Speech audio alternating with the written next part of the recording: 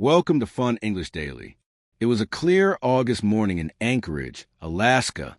The air was cool and fresh, but the city was full of excitement. This day was special. Two of the world's most powerful leaders were coming. President Donald Trump, the current president of the United States, and President Vladimir Putin from Russia arrived for a very important meeting. Many people watched from far away, hoping for big news. They thought this meeting could change things. The main reason for this summit was the war in Ukraine. This war had been going on for a very long time, over 3 years, causing much sadness and many problems. People wished deeply for peace. They hoped these two leaders could find a way to stop the fighting. Everyone wanted to see a ceasefire where the guns would go silent at last. This meeting was supposed to be a big step towards that peace, a chance to end the long conflict. But the meeting did not make everyone happy. The talks lasted for some hours. However, they did not bring the quick peace many wanted. There was no immediate agreement to stop the war right away. This made some people worried, and others felt disappointed. The strong hope for peace was there, but the meeting's real outcome was different from what many had imagined. Also, something else made the news. A big security problem happened during the event. Some important papers with secret information were left in a public hotel printer by mistake. This unexpected mistake cast a shadow over the whole meeting. It showed that even with very careful plans for such a high-level event, things can still go wrong. The meeting in Alaska was a mix of high hopes, tough diplomatic talks, and unsurprising security problem. To the two leaders meet. The day of the summit began with much expectation in Anchorage, Alaska. President Donald Trump arrived first on Air Force One. 2 hours later, Russian President Vladimir Putin landed. This meeting was very important. Many people hoped it would help stop the war in Ukraine. President Trump waited for President Putin on a long red carpet. He clapped as President Putin walked closer. In a moment that surprised many, President Putin got into President Trump's car, a strong, armored limousine. The two leaders could be seen through the car windows, and they seemed to be laughing together. This shared car ride was very unusual for such a meeting and was shown all over the world. Inside the military base, the two leaders held their main talks. Only a small group of top officials from both sides were there. From the United States, this included the Secretary of State and the Chief of Staff. From Russia, the foreign minister was present. The talks were supposed to last 8 hours, but they finished earlier than planned. During their conversations, the main topic was the war in Ukraine. President Putin spoke first when they later appeared in public. He said the talks were good and showed respect. He spoke about solving the root causes of the conflict. This was a way of saying that Russia still wanted Ukraine to give up land and not join certain groups. President Trump's words were very short and not clear. He said the meetings were productive and that they had made great progress, but he did not give any clear details. Before the summit, President Donald Trump had asked for an immediate ceasefire. A ceasefire means stopping all fighting right away. But after talking with President Putin, President Trump changed his mind completely. He agreed to a different plan. This new plan would mean working toward a full peace agreement, but it would also allow Russian soldiers to keep fighting during these long talks. This was a big change from what President Trump had told European leaders just a few days before. After the talks, both leaders appeared briefly to the press. It was not the full press conference that many reporters had hoped for. Neither leader answered any questions from the journalists. Before leaving, President Putin spoke in English, inviting President Trump to meet next time in Moscow. President Trump called this invitation interesting and said he might go through the forgotten papers. The big meeting in Anchorage had a serious problem. It was not about the talks between President Donald Trump and President Vladimir Putin, but about secret papers left in a public place at the hotel. Captain Cook, about 2 hours before the leaders arrived, 3 guests found something strange. They went to the business center to use a public printer and saw 8 pages of official U.S. government documents. Someone had forgotten them. These papers held very sensitive information. They included exact meeting locations inside the military base, specific times for events and room assignments. The documents also listed names and phone numbers of 3 U.S. government staff members. Even more, The papers had a full list of 13 U.S. and Russian officials. They even told U.S. staff how to say Russian names like Mr. President Putin for President Putin. The papers also showed what President Trump planned to give President Putin an American bald eagle desk statue. This gift was a formal sign of honor. The forgotten papers revealed plans for a big lunch that never happened. It was planned in honor of His Excellency Vladimir Putin. The menu included green salad, filet mignon and halibut Olympia, and cream brulee. The seating chart showed President Trump and President Putin sitting right across from each other. This special treatment is usually for close allies, not someone facing war crime accusations. When news of the lost papers came out, the White House tried to make it seem like a small thing. White House Deputy Press Secretary Anna Kelly said they were merely a multi-page lunch menu. But many people, especially security experts, called this a big mistake. They said it showed the administration's carelessness. A law professor from UCLA, John Michaels, called it sloppiness and incompetence. He said, "You just don't leave things in printers. It's that simple." This was not the first time the administration had security problems. There were other instances where officials made mistakes with secret information. This incident made many people worry about the government's handling of important details. It caused much embarrassment for the White House for a big win for Putin. The summit in Anchorage was over. People around the world looked closely at what happened. They wanted to know who won and who lost. Many believe that Russian President Vladimir Putin had a big victory. He got what he wanted from the meeting without giving much in return.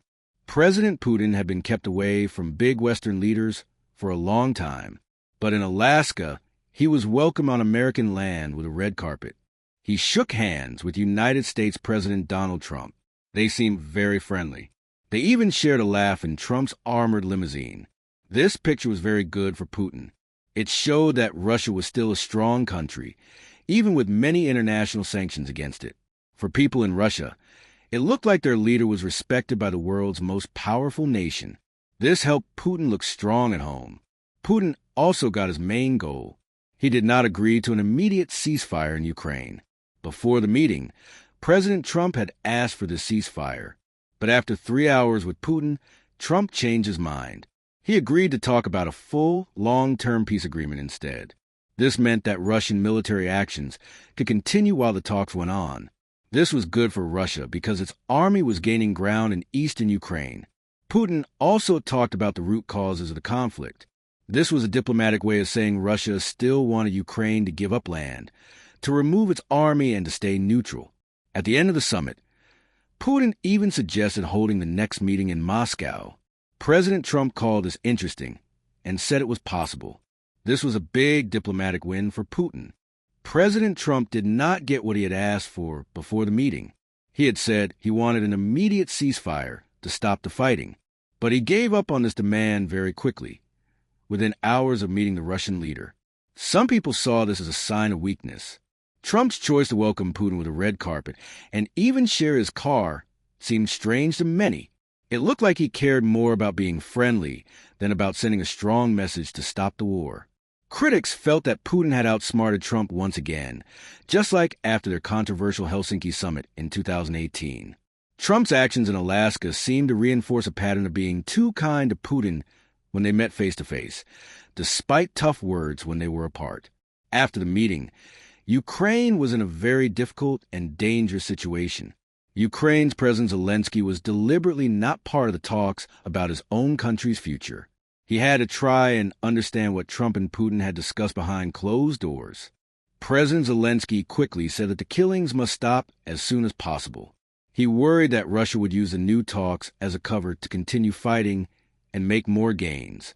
Ukraine also worried that President Trump was open to letting Russia keep Ukrainian land. These are called land swaps. The idea of being forced to give up not only territories Russia already held, but even more areas of the Donbass region posed a very big threat to Ukraine's right to exist as a country.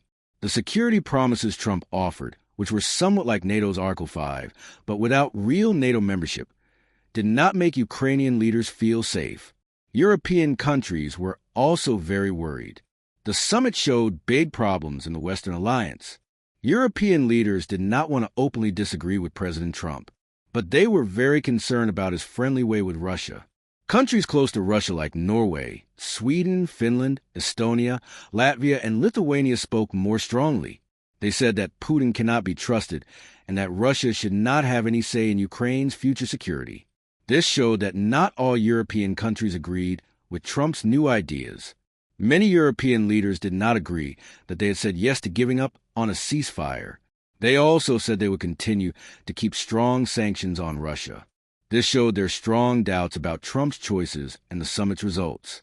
The outcome of the summit left many questions.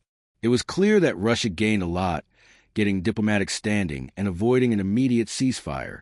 Ukraine and its European allies face a harder path forward. The talks did not stop the fighting. Instead, they seemed to give Russia more time and a stronger hand to continue its war efforts.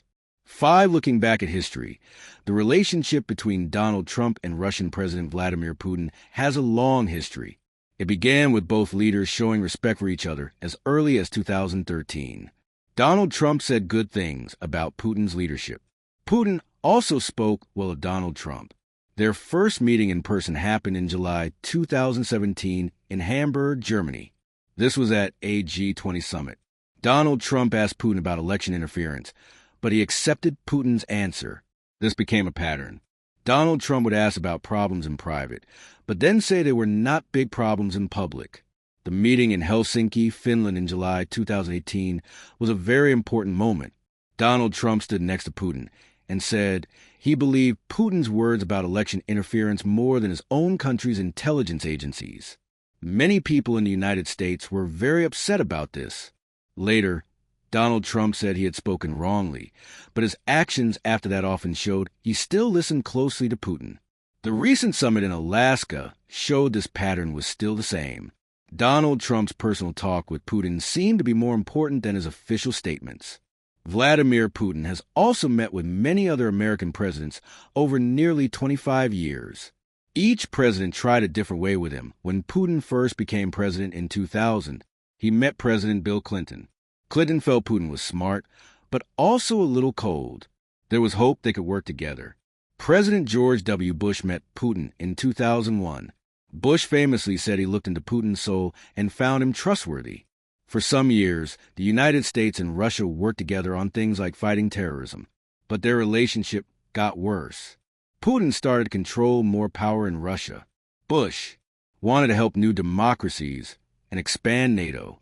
These ideas clashed with Putin's plans. In 2008, Russia invaded Georgia.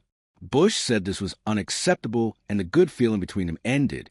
President Barack Obama tried to reset the relationship in 2009. During this time, Putin was prime minister. They signed a new agreement about nuclear weapons. They also worked together on sanctions against Iran. But when Putin became president again in 2012, tensions grew. In 2014, Russia took Crimea from Ukraine and got involved in eastern Ukraine. This made the relationship break down completely. Obama often felt frustrated. He said Putin wanted to be seen as America's equal.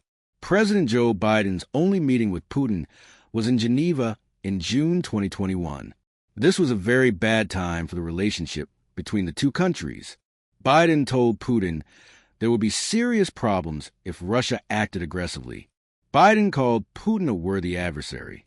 Biden's warnings about Russia invading Ukraine later came true. The location for the summit, Alaska, also has a special history between the United States and Russia. Alaska was once Russian land. Russian explorers first arrived there in 1741. For over 100 years, it was called Russian America. Russian settlers built churches and towns. In 1867, Russia sold Alaska to the United States for $7.2 million. Some people in America called this Seward's folly. Russia sold it because it was too hard and costly to defend after a war. During the Cold War, Alaska became very important. It was America's first line of defense against the Soviet Union. The Bering Strait, which is only about 55 miles wide, separated Alaska from Russia. It was watched very closely. American radar and spy stations were built there to watch Soviet planes and missiles. This was a place where two superpowers were very close. The meeting between Ronald Reagan and Mikhail Gorbachev in Iceland in 1987 also happened in the Arctic, showing it was a good place for important talks. Even today, Alaska is important in the Arctic. The melting ice is opening new shipping routes and making more resources available. Russia is building its military more in the Arctic. Alaska is America's door to this important area. The history of Alaska shows how connected Russia and the United States have always been, even when they were enemies. 6 other times secrets were lost. The secret papers found in the Hotel Captain Cook's printer in Alaska were a big mistake. But this was not the first time important secrets were lost or shared. History shows many times when government documents became public, sometimes by accident, sometimes on purpose. These events often cause big problems. One famous example is the Pentagon Papers. In the year 1971, a man named Daniel Ellsberg shared many secret documents about the Vietnam War. These papers showed that the government had not always told the truth about the war. This made many Americans lose trust in their government. It was a very big leak of information that changed how people thought about war and government secrets. Later, in 2010, a group called WikiLeaks shared many secret U.S. government messages. These messages were from American diplomats all over the world. They showed how the U.S. talked about other countries' leaders and how diplomacy worked behind the scenes. This made some countries angry and caused problems for American relationships with its friends. It also showed how easy it was for digital secrets to be shared widely and quickly around the world. Document handling issues have also caused political problems. Think about Hillary Clinton's emails. When she was the Secretary of State, she used a private email server. This caused a big argument, especially during the 2016 election. People worried that secret information was not safe on a private server. Even though it was about how she managed her emails, it became a very important political issue and affected the election. More recently, President Donald Trump also faced problems with secret documents. After he left the White House, he kept many classified papers at his home in Florida, called Mar-a-Lago. The government asked for them back many times, but they were found there later. This led to a big investigation and legal problems for the president. It was the first time an ex-president faced such charges about keeping secret papers. The incident in Alaska was not as big as these examples. It was a simple mistake from someone forgetting papers in a printer. But it showed again that even small acts of carelessness with official documents can cause embarrassment and questions about security in a world with so much sensitive information. Keeping secrets safe is a constant challenge for governments and leaders. 7. The cold North Alaska is a very important place today. It is far north, close to the Arctic. The Arctic is a cold region at the top of the world. For a long time, thick ice covered much of the Arctic Ocean. But now the Earth is getting warmer. The ice is melting, and this is changing many things. Because the ice is melting, new opportunities are opening up. First, there are many natural resources under the ice and in the sea. People believe there is a lot of oil and natural gas there. Countries want to find and use these resources. Second, new shipping routes are becoming open. For example, the Northwest Passage, which was once blocked by ice, is now sometimes clear. This route can make sea travel much faster between Asia and Europe. It can cut shipping times by almost half. This means ships can bring goods around the world more quickly and cheaply. Alaska's ports are important for these new routes. They can become big centers for ships and goods. This makes Alaska very important for the United States, especially under President Donald Trump's leadership, as it is America's gateway to this changing region. Russia, which is Alaska's close neighbor across the Bering Strait, has a big plan for the Arctic. Russia sees this region as very important for its future. It wants to get the resources there. So Russia is building up its military power in the Arctic. They are reopening old military bases from the Cold War time. They are also building new bases and putting more soldiers and weapons there. Russia has strong ships called icebreakers and new submarines that can work in the cold Arctic waters. Their northern fleet, a big part of their navy, is becoming stronger. All these actions show that Russia wants to be a main power in the Arctic region. China is also very interested in the Arctic, even though it does not have land there. China calls itself a near-Arctic state. This means they are close enough to have interests in the region. Chinese companies are investing money in Arctic projects in other countries. For example, they are helping with mining in Greenland and port building in Iceland. China also wants to use the new shipping routes to send its goods around the world. Their big plan for world trade routes, called the Belt and Road Initiative, also includes parts of the Arctic. China's growing interest makes the Arctic even more of a place where big countries compete. So the cold end is no longer just a faraway place. It is now a key area for world powers like Russia, China, and the United States. The melting ice is opening doors to new wealth and new ways to travel, but it also creates new reasons for countries to compete and grow their power in this important part of the World 8. What happens now? The summit in Alaska was over, but what would happen next? The meeting between President Donald Trump and President Vladimir Putin did not bring an immediate stop to the fighting in Ukraine. Many people felt that the summit changed little about the war on the ground. However, it changed how the world saw America's leaders and their plans for peace. This shift worried many of America's allies. President Putin left Anchorage feeling very good about the meeting. He got a warm welcome on American land, which was important because many Western leaders had not met him since the war began.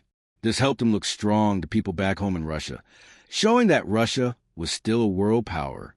He did not agree to an immediate ceasefire, which Trump had asked for as a first step. Instead, Trump agreed to talk about a full peace agreement, which Russia wanted more. This meant Russian soldiers could continue fighting and try to gain more land while these longer talks went on. Putin also avoided any new economic punishments that Trump had threatened just days before the summit. He even suggested that the next meeting could be in Moscow, an invitation that President Trump called interesting. For President Trump, the summit brought mixed results. He maintained his image as a leader willing to engage directly with America's main rivals. This approach was a key part of his campaign promises and was important to his supporters. Ukraine, which was a big challenge for his presidency. However, he did not secure quick progress toward ending the war, his signature campaign promise. His post-summit comments, like suggesting Ukraine should make a deal because Russia is a very big power, drew criticism. Many allies and Ukrainian officials felt these words made Ukraine's position weaker. Some people felt that Putin had outsmarted President Trump again, much like during their past meetings, especially since Trump changed his mind about demanding a ceasefire. Ukraine's President Volodymyr Zelensky was not at the meeting in Alaska, and he felt very worried about what was discussed behind closed doors. He quickly planned a trip to Washington to speak with President Trump just days after the summit. Zelensky needed to protect Ukraine's future and its land. He planned to ask President Trump to promise that Ukraine would not lose more land, and that it would get strong help to stay safe from future attacks. He also wanted to push for faster talks to truly stop the killing. Zelensky knew that his visit would be very important. It would show if America's strong support for Ukraine had truly changed, or if it would continue. European leaders also had strong reactions to the summit. They were worried that President Trump was too friendly with Russia. This caused some big disagreements among the Western countries that had worked together against Russia. There was a fear that the alliance could split. Countries like Britain, France, and Germany planned to talk soon to understand what happened and decide their next steps. They did not agree with Trump's idea to stop asking for an immediate ceasefire. Many European countries still believed that strong economic punishments on Russia should continue until the war ended. They wanted to make sure Ukraine would be safe and sovereign. Russia might try to use its advantage from the summit for its own goals. President Putin might push for all his demands in any future talks, feeling stronger after the Anchorage meeting. Russian soldiers might even fight harder to take more land. Knowing that a ceasefire was not immediately agreed upon, Russia would also use the pictures and news from the summit in their own media to show how strong and respected President Putin and Russia on the world stage. They might also try to make countries in Europe fight among themselves, hoping to make the Western alliance weaker. In the end, The Alaska summit showed that talking between powerful leaders can be very difficult. There was no clear path to end the war, and it seemed to create more questions than answers. It also showed that sensitive papers were carelessly left behind, which made the White House look bad and raised concerns about security. Still, it proved that America is still very important on the world stage because Putin wanted to talk to President Trump. But many big questions about peace, safety, and world leadership were still unanswered as the conflict continued. What do you think will happen next for Ukraine after this important summit? Hey there, just a second before you go. If you learned something new today, please give this video a like, write your thoughts and comments, and subscribe to the channel. It only takes a second, and it really helps to create even better English videos for you. Your support means the world. Thank you. Thanks for sticking around till the end of the story. Don't forget to like, comment, and subscribe so you never miss a new story. Have a wonderful day. Take care and see you next time.